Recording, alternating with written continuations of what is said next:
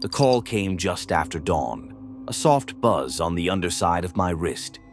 My implant pulsed once, urgent, insistent. I groaned and rolled onto my side, still caught in the haze of a restless sleep. My fingers fumbled across the sheets until I found the control node and tapped. Anne's face filled the projected display above my forearm. My editor, always composed, now looked visibly shaken. Her short hair was tousled, and behind her the newsroom's early lighting bled in streaks across the wide window like a sunrise bleeding through broken glass. "March," she said without preamble. "You're going to want to be awake for this." Then the line went dead.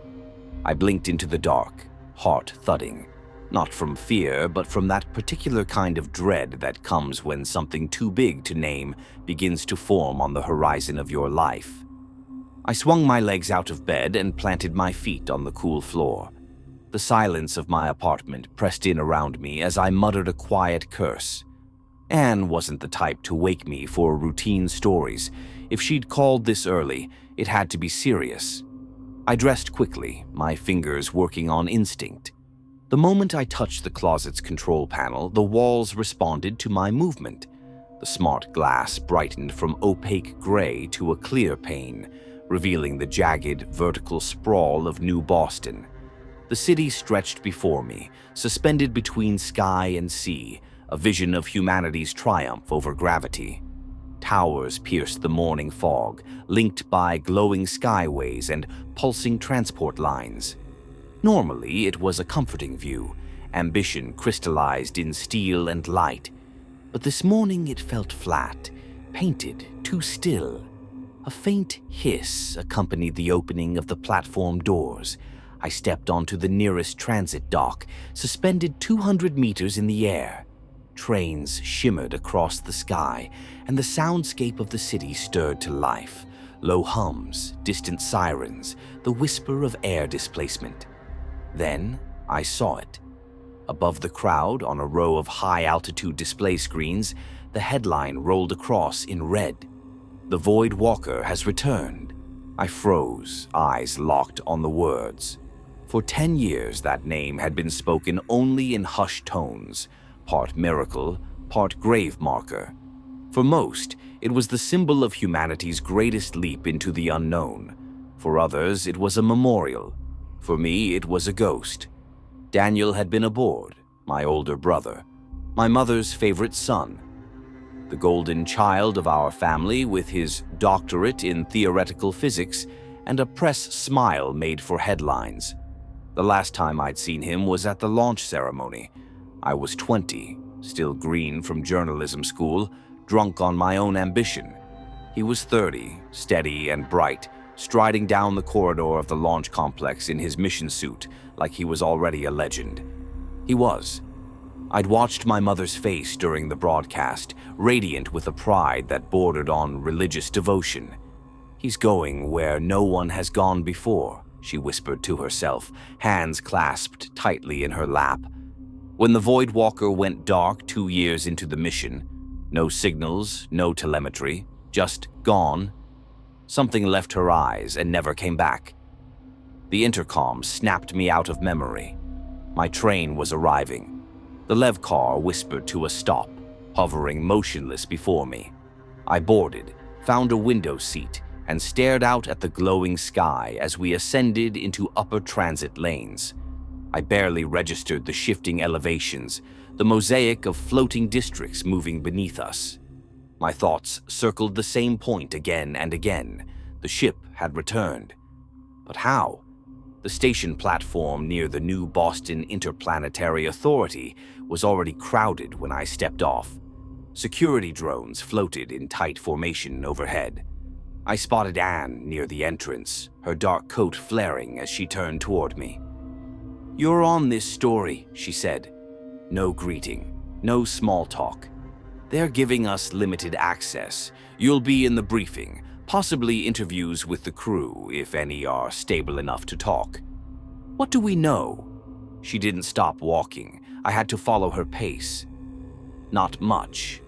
The ship appeared in orbit around 3:17 this morning. No warning, no transmission. It was just there, like it never left. She paused, then added more quietly, "They're saying the crew is alive, but something's off." We passed through a security checkpoint where biometric scans took longer than usual. Even the guards looked tense. The authority building loomed above us, curved glass, polished stone, flags fluttering from anchored sky cables. The press room was packed. Scientists, journalists, military personnel. The low buzz of speculation filled the space until a technician dimmed the lights and the main screen blinked to life. The Void Walker appeared, floating in high orbit. But it wasn't the ship I remembered. The hull had changed, its once silver sheen marred by blackened scars and something else. Organic filaments threaded along the exterior, branching like roots, pulsing ever so faintly as if breathing. A woman stepped to the podium. Dr. Amelia Carter, head of exobiology at the Authority. She was an expert, respected, a name I'd typed into headlines before. But she didn't look like someone giving a triumphant press briefing. She looked like someone walking a tightrope. "The Void Walker returned at 3:17 hours, she began. "All 28 crew members are accounted for. However," she paused. Her voice wavered only slightly, but the room leaned in. "They are changed." No one spoke. That word, so small, hung like a curtain between what we thought we knew and what we feared to ask. "We've conducted preliminary scans. The crew's vital signs are stable, but there are biological anomalies. Subtle but consistent across all of them. Neural activity has shifted. Tissue densities have altered in ways we don't yet understand.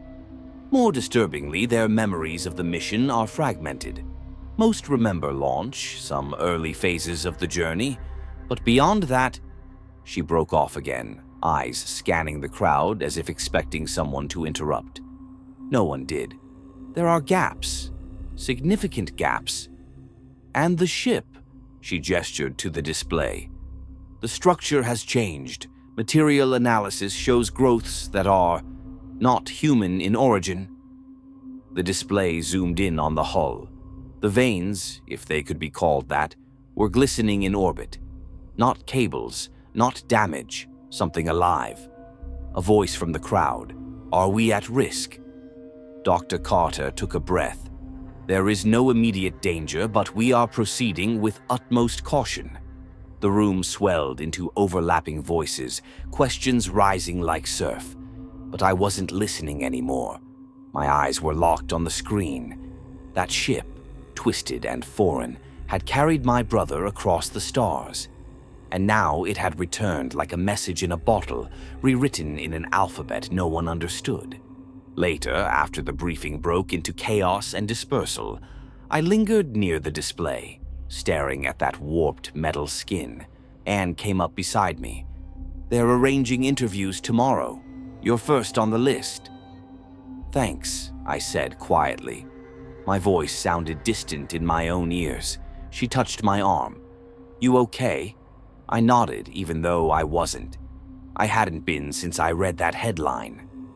Back at my apartment, I found myself staring at a framed photo of Daniel. One of the official mission portraits, the one my parents had hung in the living room for years.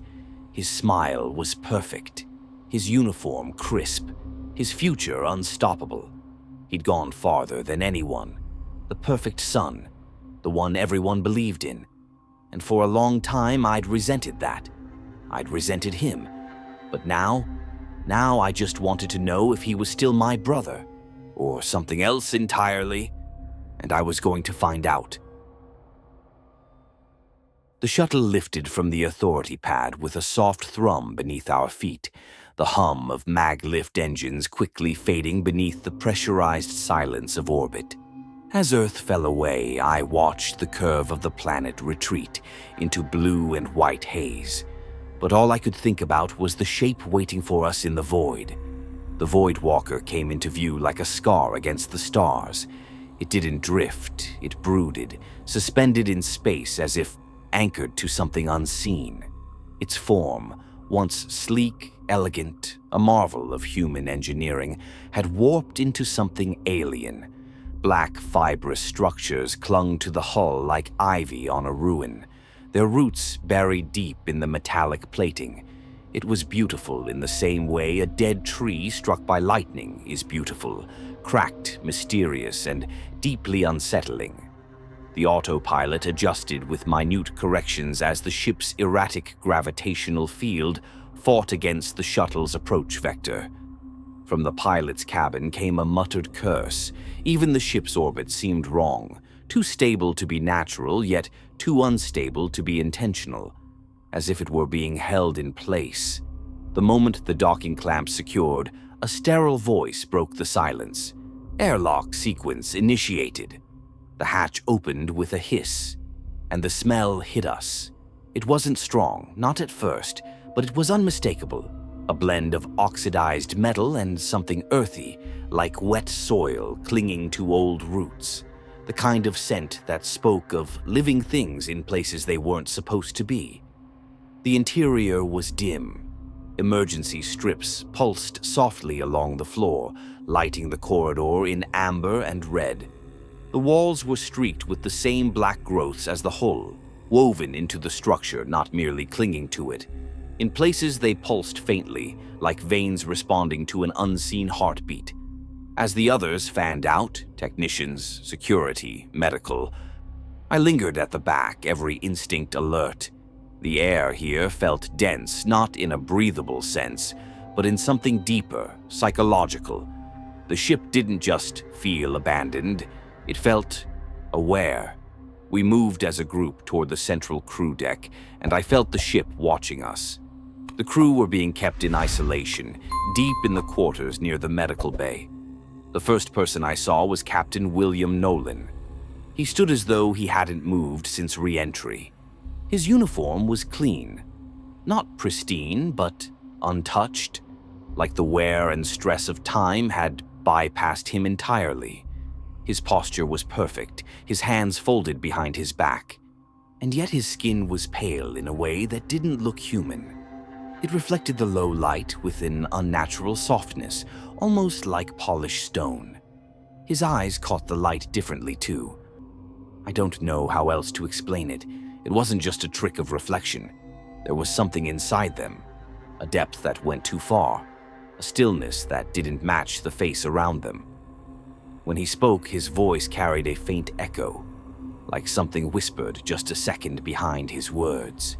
"We shouldn't have come back." The silence that followed was heavy. I hesitated, then asked, "What do you mean?" He turned to face me fully then, slowly, as if recalibrating to my presence. His pupils dilated and swallowed the dim light. "They let us leave," he said, "because they wanted to follow." The air in my lungs went still. My brain reached for understanding, but the meaning twisted away like smoke. Who's they? He tilted his head as if the question itself were foreign. "You'll see," he murmured. "Soon enough." His gaze slid past me, focusing on a point far beyond the bulkheads, as if still tethered to wherever he'd truly come from. I wanted to press him further, but before I could speak again, one of the scientists waved me over. They'd found something. We descended deeper into the crew deck. The lighting failed more often the farther we went. The growths were thicker here, wrapping around beams and overhead struts like arteries. Occasionally, the ship groaned, not mechanically, but organically, as though shifting in response to our movement. A young technician was cursing under his breath as his scanner failed again. "EM fields fluctuating," he muttered. "Everything's unstable." The crew quarters were worse. Personal items lay scattered in eerie disarray. Clothes half-folded, drawers open, a book warped from exposure to moisture. I noticed a sweater that had somehow fused with the wall, its fibers partially absorbed into the black growth, like the ship had started digesting what it didn't recognize. Then I saw the photograph on the floor. I picked it up, hands trembling. Daniel, my brother, smiling, standing with a few others. His face was clear, but the others, their features were smeared as if someone had taken a wet brush to the image. They were shadows. The sound of quiet voices drew me forward. 2 crew members sat across from one another on their bunks, whispering like children in a thunderstorm. They looked almost normal, but their movements were just slightly off, too fluid, too deliberate, and their eyes shimmered like Nolan's, dark pools of impossible depth. One of them looked up as I approached. "Who are you?" he asked. His voice resonated like a chord, vibrating inside my chest. "Logan March," I said, trying to keep my tone steady. "I'm a journalist. I'm here to understand what happened." He glanced at his companion, then back to me. "Understand," he repeated. Not a question, more like a test. "There's no understanding, not for you." There was no malice in his voice, no threat, just certainty. I couldn't look away from his eyes. They were deep, unnaturally so. Within them I saw motion, not reflections, not light. Motion, forms drifting in a sea without bottom or shore. And then another voice cut through the stillness. "Leave them." Captain Nolan stood in the doorway. He beckoned and I followed him without argument. We moved in silence. I realized he wasn't walking randomly. He was leading me somewhere. A pattern in his path. A destination I hadn't noticed. "You want answers," he said eventually. "I want to know what happened," I replied. "What you saw. What brought you back." He stopped near a section of wall where the growths had overtaken the panels completely, his eyes fixed on them. "We didn't come back," he said, voice barely audible. "We were sent back." Before I could press him, a voice from the scientists called to me. They'd found a working console. I joined them in what remained of the operations bay. The console screen was flickering, but alive. Data streamed across, fragmented logs, corrupted entries. I watched them, all of them. Faces appeared in bursts of static, crew members recounting observations, their words slipping from structured speech into surreal abstractions. In one clip, Daniel sat in the ship's lounge. He looked different, more alive somehow. His eyes gleamed and his expression carried a strange serenity. "It's not what we thought," he said. "It's more. They are more."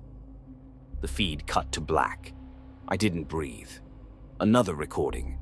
The void outside the ship. Black, deeper than any vacuum, shapes moving in the dark. Not light, not objects. Intention. One of the scientists spoke in a whisper. "These aren't malfunctions. The logs. Someone changed them." I asked, "Who?" He didn't answer. We moved later toward the engineering deck.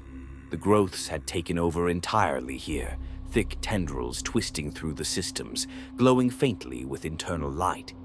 One of the scientists scanned the wall. "This isn't random," he said. "This is organized. It's a network. Like a brain."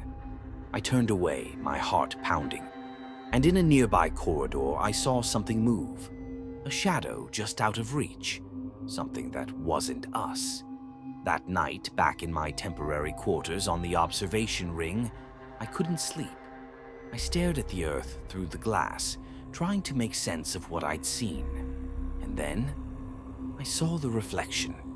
At first, I thought it was mine, but it moved independently, flickering at the edges like a failing projection. I spun around. Nothing. The room was empty.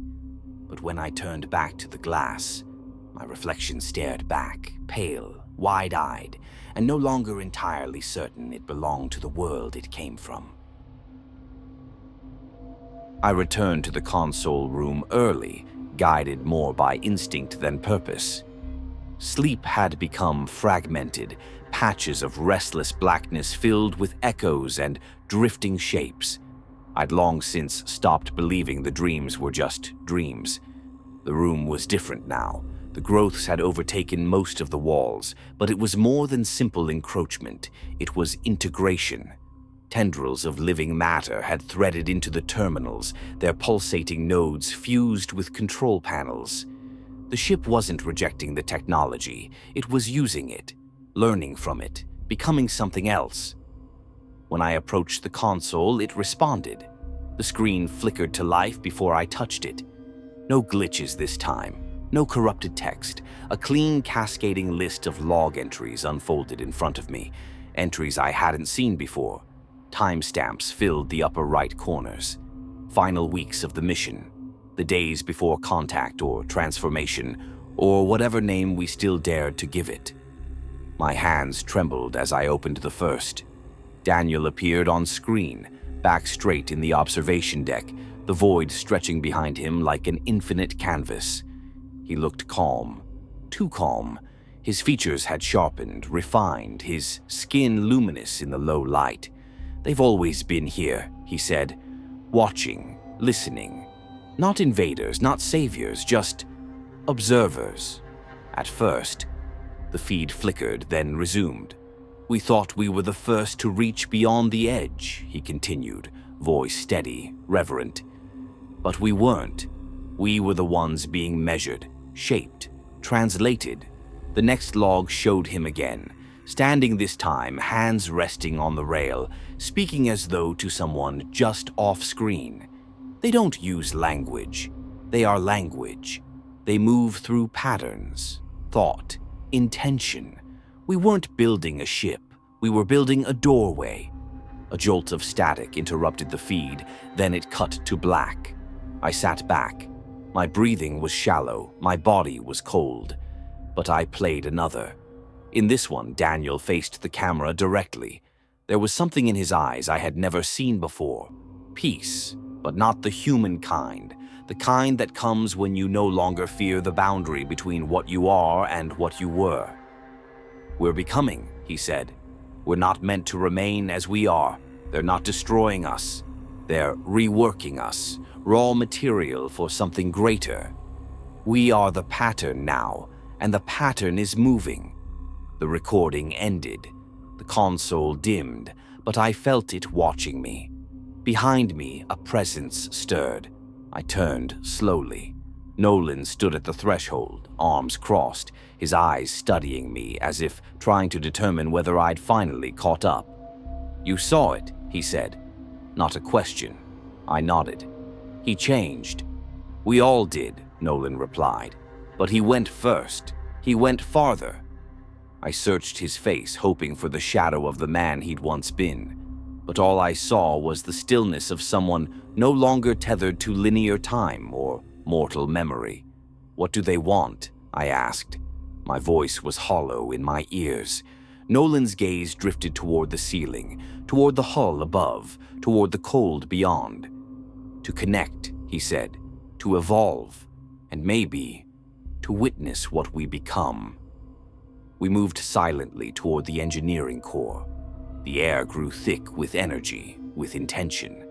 The deck had transformed into something that was no longer machinery. The growths glowed from within, webbed across the space in perfect, almost sacred symmetry. Lines of light pulsed across organic pathways like neurons firing in a living brain. The transformation wasn't just architectural, it was spatial. The chamber bent ever so slightly around itself, folding in ways that defied geometry. "A bridge," someone whispered. "A conduit. A gateway not just to another place, but to another state." A scientist pointed toward the center. "It's forming a node," he said. "Not just a structure, a connection." And then I heard the voice. Not through speakers, not loud, inside.